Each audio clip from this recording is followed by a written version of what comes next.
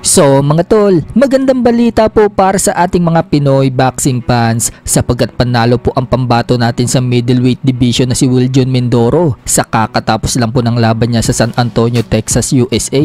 Tinalo po niya ang Meksikano na si Omar Ulises Gutierrez Munguia via knockout sa round 1. Hindi po kinaya ng Mexican fighter ang lakas ni Mindoro dahil sa panalo niya, nananatili pa rin po ang kanyang 100% knockout ratio. Umabanti na po ang record niya sa 14-0 and 1 draw with 14 knockouts. Habang nakalasap naman po ng unang talo ang Meksikano, bumagsak po ang record niya sa 8 wins, 1 loss and 1 draw with 6 knockouts. Isa po si Mindoro ang inaabangan ngayon ng mga Pinoy fans, kaya congrats kay Mindoro. Sana tuloy-tuloy ang pag-angat ng karera niya sa boxing.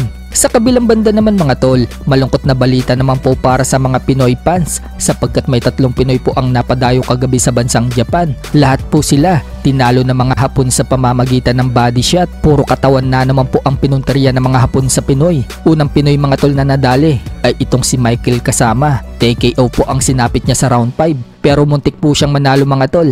Dahil bago siya matalo, pinabagsak muna niya ang Hapon na si Yuichiro Taka nang tamaan niya ito ng counter right hand. Pero nakatayo pa ito mga tol at tumuloy sa laban. Kaso hindi agad nakapag-follow up ang Pinoy kaya nakasurvive itong Hapon. Sa mga sumunod na round, bumawi po ang Hapon hanggang sa tumitipid na ang mga binibitawang suntok ng Pinoy nang katawanin siya ng katawanin ng Hapon hanggang sa makasingit ng isang body shot ang Hapon. Luhod ang Pinoy. Bumangon pa ang kababayan natin mga tol. Subalit pinupog na siya ng body shot. Halatang nasaktan ang Pinoy kaya pumagitna na ang referee. Nakuha ng Hapon ng panalo via technical knockout sa round 5. Umabante na po ang record ng Hapon sa 5-0 with 1 knockout. Habang si Michael Kasama, bumagsak po ang record sa 10 wins, 4 losses and 1 draw with 10 knockouts. Ang pangalawang Pinoy po na nadali ay itong si J. Francis Boray. Round 2 lang po ang tinagal niya sa kamay ng Hapon na si Kota Kaneko. Sa round 2, bagsak po ang Pinoy na makasungkit ng kaliwa sa katawan ng Hapon. Luhod ang Pinoy at di na nakabangon pa. Dahil dyan,